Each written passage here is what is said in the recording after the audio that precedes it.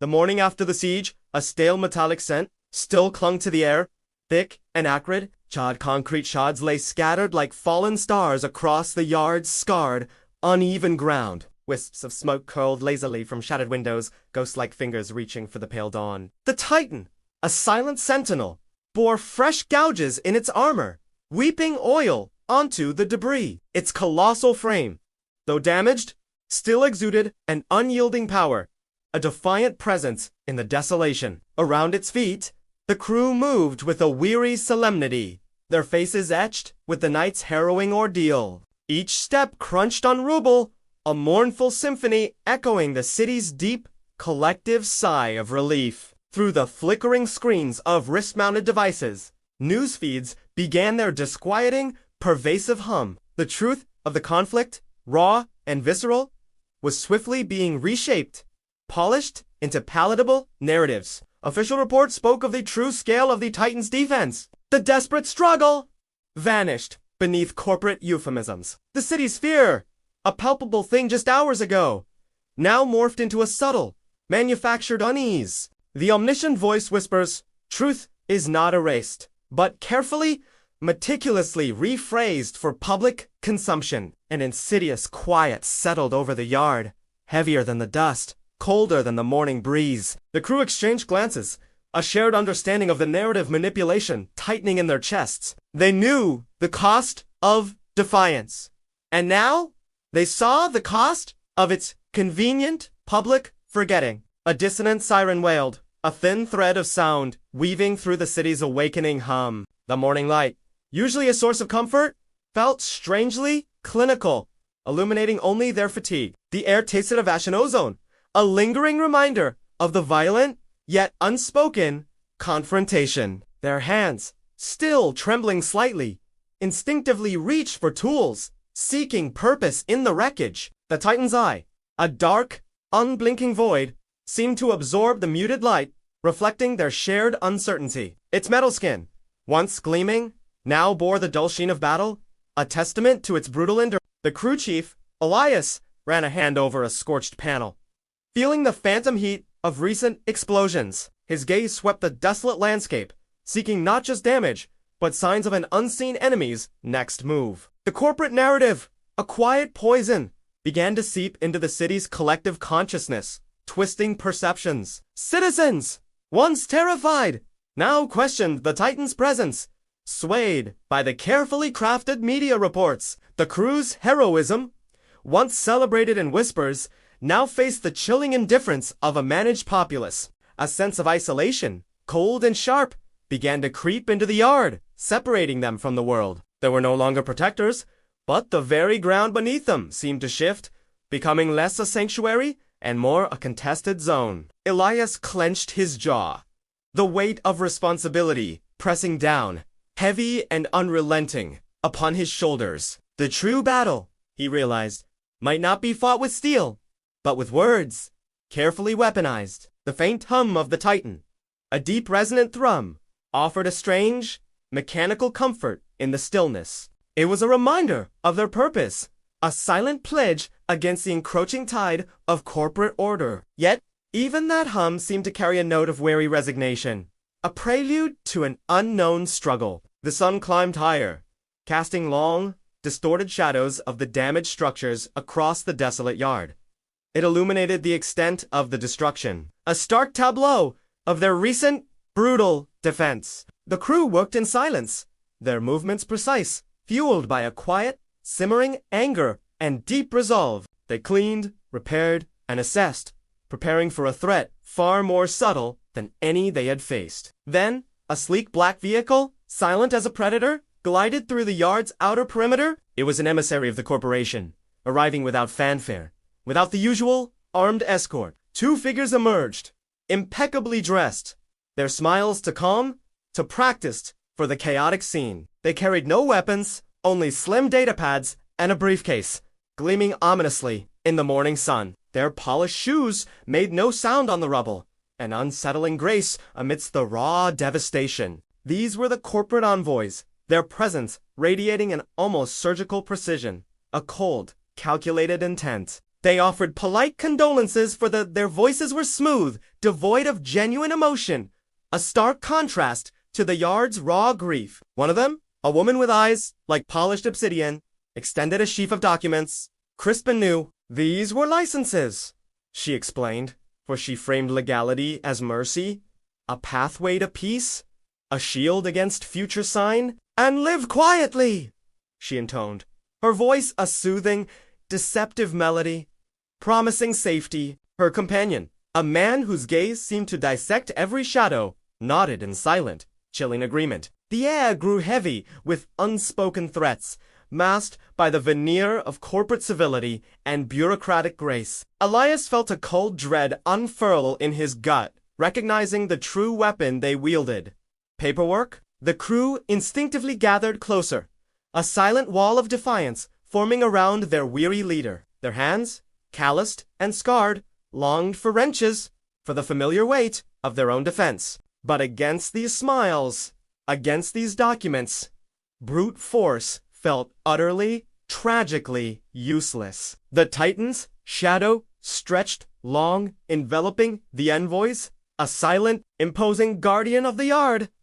It's dormant, I seemed to track there, every movement. A watchful, ancient intelligence, observing the charade. The woman's smile remained fixed, unyielding, as if carved from the same cold stone as her words. She spoke of compliance, of integration into the city's regulated framework, of shared prosperity. Her words, smooth as polished glass, hid sharp edges, designed to cut deep into their autonomy. The crew chief, Elias, felt a slow burn of indignation rising, battling the chilling pragmatism. He knew this was not an offer, but an ultimatum, wrapped in the guise of administrative benevolence. The very air crackled with unspoken tension, a silent battle waged with smiles and legal jargon. The envoys stood patiently, their stillness a weapon, their patience a terrifying, endless resource. They knew the crew's exhaustion, their vulnerability, the burden of their defiant existence. Their gaze swept over the damaged yard, assessing not just the physical cost, but the psychological. The Titan's massive form loomed, a testament to their strength, yet now also a symbol of their burden. The corporate proposal, seemingly benign, felt like a silken noose, slowly tightening around their necks. Elias's eyes met those of the obsidian-eyed woman, a silent challenge passing between them, cold and stark. He sensed a deep, ancient hunger behind her polite facade, an insatiable desire for control. The documents, so innocent in appearance, hummed with an unseen power, a bureaucratic sorcery. They represented a world where freedom was a privilege, granted only by the corporation's cold hand. The crew exchanged worried glances, a silent question passing between them. What price for survival? The envoys waited, their expressions unreadable, their patience a suffocating. Heavy blanket upon the yard. The smell of fresh paper mixed with the lingering scent of smoke. A clash of order and chaos. Elias took the documents, their edges sharp, feeling the faint tremor in his own calloused hands. He knew this was a turning point, a moment that would redefine their existence, for good or ill. The woman's smile widened imperceptibly, a hint of triumph in her unervingly placid eyes. Back in their makeshift command center, the crew began the grim task of contract autopsy. The documents, now spread across the workbench, seemed to radiate a chill, sterile energy. Each clause, a labyrinth of legal jargon, was dissected with a growing sense of foreboding and dread. Emergency exemptions, a thinly veiled right for corporate seizure in times of manufactured crisis. Ownership transfer. The Titan, their protector, would become a corporate asset, a soulless tool. Pilot oversight. Every command, every decision, subject to corporate approval, there will diminish. The promises of safety and legality felt increasingly hollow, revealing their true, sinister intent. Every supposed benefit offered by the contract concealed a hidden blade, poised to sever their autonomy. They traced the intricate legal pathways, each word a step deeper into a bureaucratic quagmire. The fine print, a dense thicket of stipulations, seemed to mock their hopes for genuine independence. The contract was not a shield, but a cage, meticulously crafted from legality and polite coercion. Every signature demanded by the corporation would bleed their autonomy, a slow, agonizing The crew's faces grew grim, their initial wariness now replaced by a cold, calculating anger and deep resolve. They saw the corporation's true face, not a conqueror with armies, but a puppeteer with paperwork. The very ink on the page seemed to shimmer with an unseen power, binding them to an insidious fate. The contract's terms unfolded like a venomous blossom, each petal a new layer of insidious control. Even the Titan's maintenance protocols would fall under strict corporate regulation, stifling their expertise. They read of energy quotas, of restricted flight paths, of mandated operational hours, all designed to shackle. The Titan, their symbol of freedom, would become a mere cog in the vast, impersonal corporate machine. A sense of profound loss began to settle upon them, a premonition of their impending bureaucratic godemies. They realized the corporation sought not to destroy, but to absorb, to assimilate their very identity. The document's elegant script belied the brutality of its intent, a velvet glove concealing an iron fist. Each paragraph served as a subtle erosion of their rights, a slow, methodical stripping of their agency. The crew's hands hovered over the pages, hesitant, as if the paper itself might burn their fingertips. They felt trapped, caught between the crushing weight of legality and the fierce pull of their own conscience. The implications were chilling. The Titan would become a corporate asset, its purpose warped, its spirit broken. Its power, once wielded for protection, would be redirected, repurposed for corporate profit and control. The crew chief, Elias, traced a finger along a clause, concerning he saw a future where their Titan, once their savior, might be turned against others like them. The cold logic of the contract offered security, but at an unbearable price. Their very soul, their resistance, once a roar, now felt like a whimper against the corporation's infinite, polite power. The stark reality of their situation pressed down, heavy and suffocating, threatening to crush their spirit. The glow of the data pads illuminated their furrowed brows, their eyes reflecting a growing despair. They were explorers in a bureaucratic wilderness, each sentence a new, treacherous path to navigate. The silence in the command center was profound, broken only by the rustle of paper and soft, pained sighs. The Titan's distant hum, usually a comfort, now seemed to vibrate with an unseen, growing agitation. It was as if the mech itself sensed the insidious threat, the quiet violence of the legal documents. The crew felt the insidious erosion of their identity, each clause chipping away at who they were. They were being asked to surrender not just a machine, but their purpose, their reason for being. The contract was a weapon of unparalleled subtlety, designed to disarm them without a single shot fired. It was a document of engineered consent, transforming resistance into complicity with every signed line. The moral implications weighed heavily, creating a chasm between legality and their deeply held convictions. Can resistance remain human? They wondered. When the opposition is infinite and politely insidious, the crew members exchanged troubled glances, their individual fears mirroring in each other's weary eyes. One clause detailed strict in shifting all liability onto the crew for any another spoke of exclusive data rights, granting the corporation unfettered access to all Titan telemetry. Every supposed protection came with a hidden cost, a forfeiture of control, a sacrifice of their freedom. The corporate logo, a stylized serpent, seemed to writhe on the page, its gaze cold and unblinking. They felt like prey, meticulously studied, cornered by a predator that used paper instead of claws. The Titan, dormant outside, represented their untamed spirit, a wild force the corporation sought to cage. Its raw, unpredictable power was an anomaly in their ordered world, a threat to their carefully constructed control. The contract was the corporation's attempt to domesticate the wilds, to tame the untamable with legal chains. A younger crew member, Anya, slammed a fist softly on the table, her frustration a palpable wave. "This is not an offer," she hissed, her voice tight with suppressed rage. "It's a slow, legal execution." Elias nodded slowly, his gaze still fixed on the dense, unforgiving text, absorbing its chilling implications. He knew the weight of her words, the truth that resonated with every fiber of his weary being. The moral calculus of their situation grew increasingly complex, fraught with impossible choices and dire consequences. They could sign and live, but as shadows of their former selves, bound by corporate decree and cold logic. Or they could refuse, risking everything. Becoming the choice felt like a descent into two different hells. One slow and suffocating, the other swift and brutal. The contract's pages seemed to glow faintly, reflecting the harsh overhead lights, almost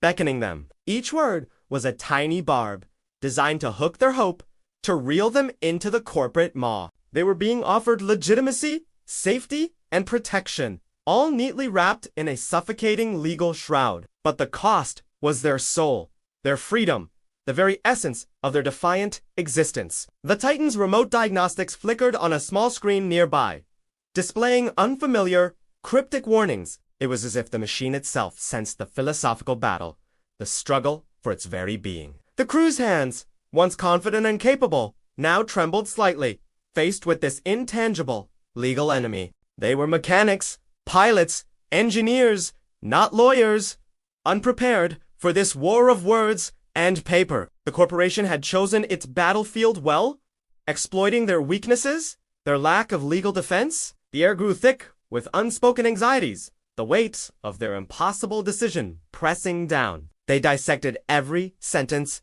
every comma, searching for an escape clause, a loophole, any sliver of hope. But the contract was watertight, a masterpiece of legal entrapment, leaving no room for defiance. It was designed to be inescapable, to slowly, politely, inevitably transform the Titan into a private asset. The crew saw their future, neatly codified, their resistance neutralized by the stroke of a pen. The darkness of the corporate world, they realized, was not in its overt brutality, but its smiling insistence. It was the darkness of engineered consent, where choices were illusions and freedom, a carefully managed myth. The contract was a chilling testament to the corporation's patience, its long game of inevitable conquest. They felt the slow, agonizing squeeze, the tightening orbit of corporate control around their lives. The Titan's image on a nearby screen seemed to blur, its outline wavering as its identity was challenged.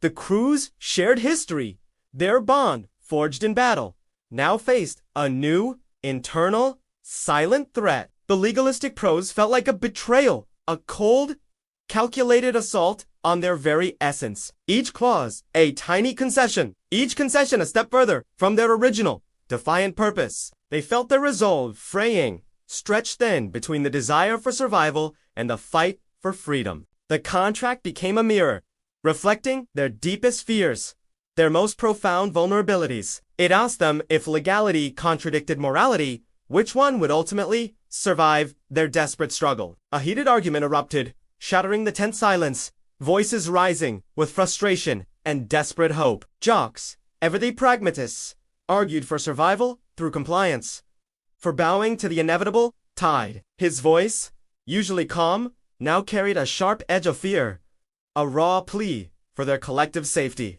"We cannot fight paperwork with rockets," he insisted, his gaze sweeping across their weary, defiant face. He spoke of consequences, of the corporation's endless resources, of their own fragile, isolated position. "Signing means we live," he pleaded, his voice cracking slightly. "It means we fight another day." Anya, fiery and unyielding, recoiled from his words, her eyes blazing with a fierce, righteous anger. She called it erasure, a slow, agonizing death of their spirit, a betrayal of everything they stood for. "What good is living?" she challenged, "if we become ghosts, bound by their corporate chains?" Her words cut through the air, sharp and true, echoing the silent fears of many in the room. The Titan's low hum, a deep, resonant thrum, began to rise in intensity, mirroring their escalating tension. It was a subtle vibration, felt more than heard, a stress in the very steel of the massive machine. Elias watched them,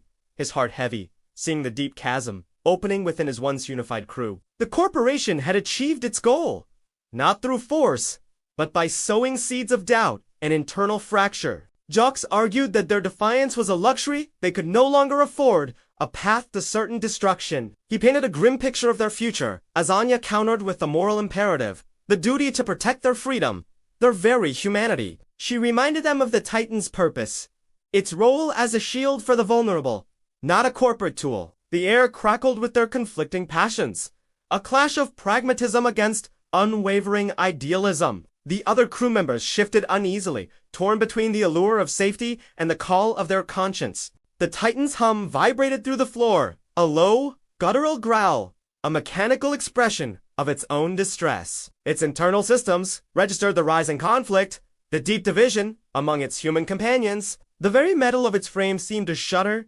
sensing the philosophical battle for its ownership. Elias held up a hand, his voice cutting through the rising clamor, demanding a moment of silence. He needed clarity, a moment to weigh the impossible choices, the profound implications of their decision.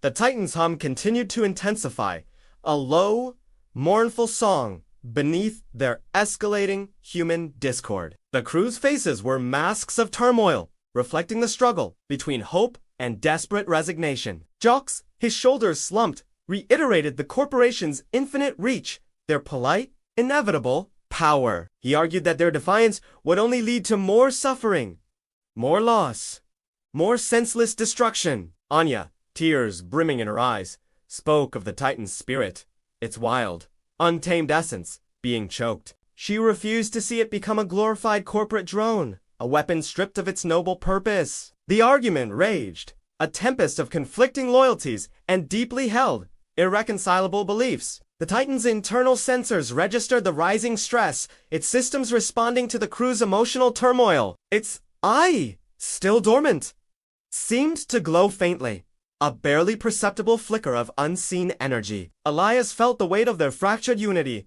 the insidious victory of the corporate strategy. They were being forced to choose between survival and soul, a choice that tore at the very fabric of their group. The debate was a visceral battle, each word a blow, each silence a wound in their shared purpose. The Titan's hum reached a peak, a resonant throb that filled the command center, vibrating through their bones. It was a primal sound, a mechanical cry of distress from the heart of the colossal machine. Then, a sudden, chilling silence descended, the Titan's hum abruptly ceasing, leaving an unnerving void. The unexpected quiet deepened the tension, a pregnant pause before the inevitable, crushing decision. Elias looked at each crew member, seeing the exhaustion, the fear, the unwavering spark of defiance. He knew they could not sign. Not yet. Not when their very identity hung in such precarious balance. To surrender now would be to validate the corporation's insidious power, to condone its legalistic tyranny. He needed time, a reprieve, a chance to find another path, however narrow or unseen it might be. The clock on the wall ticked loudly, each second a hammer blow against their dwindling hope. The weight of the unread contract still lay on the table, a silent, menacing presence in the room. Anya's defiant gaze met his, a silent plea for courage, for unwavering resistance against the encroaching tide. Jocks, though wary, nodded slowly, accepting the deferral, understanding the need for a united front. For now, the decision was made. They would not sign.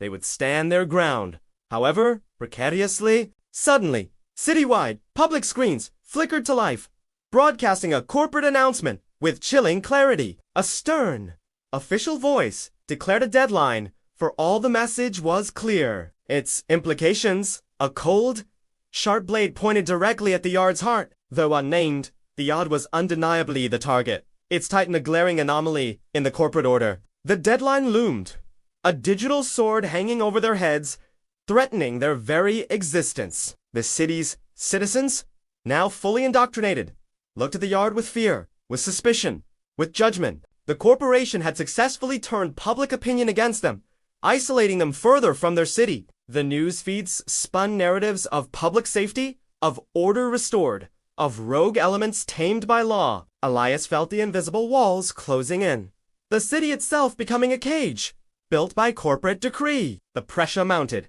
a suffocating force designed to break their will, to compel their surrender. The deadline was a countdown, each passing hour intensifying the agonizing weight of their impending choice. The Titan stood silent, its immense form now a symbol of defiance, but also of looming, inevitable conflict. The city watched, its collective breath held, waiting to see if legality or morality would ultimately prevail. The corporate voice on the screens remained calm, reassuring, masking its ruthless, strategic intent. It promised a return to normalcy, a world free from unpredictable titans and their defiant human pilots. The public deadline was a masterful stroke, leveraging communal fear against their isolated, fragile hope. The crew felt the city's gaze, 1,000 unseen eyes scrutinizing their every move, judging their resistance. They were outcasts, hunted, their sanctuary now exposed to the cold, unforgiving light of public scrutiny. The deadline was not merely a date, it was a psychological weapon, eroding their will with every passing moment. The corporation's patience was their most terrifying asset, a silent force pushing them towards capitulation. Then, the first penalty arrived, a swift, chilling demonstration of corporate power and control. Power flickered, then died, plunging nearby residential blocks into sudden, unsettling darkness. The lights went out selectively, legally, targeting areas adjacent to the yard, not the yard itself. The darkness spread, a creeping tide, isolating their community from the city's vibrant, electric pulse. Neighbors suffered first, their homes cold, their lives disrupted, their frustration mounting rapidly. The corporation had found its leverage. Guilt, a potent weapon against the crew's conscience. Distraught voices, shouts of anger, drifted across the darkness, directed not at the corporation, but at them. The crew watched, helpless, as their neighbors bore the brunt of their defiant, prolonged resistance. The cold calculation of the corporation was clear. Make the cost of defiance unbearable for others. Elias felt a pang of profound guilt, seeing the suffering caused by their unwavering, principled stand. The darkness was not just an absence of light, but a symbol of their growing isolation, their moral burden. The Titan's immense shadow seemed to deepen, absorbing the last vestiges of light from the surrounding blocks. Its silent presence, once comforting, now felt like a heavy, oppressive weight, a cause of widespread suffering. The corporation's message was brutally clear.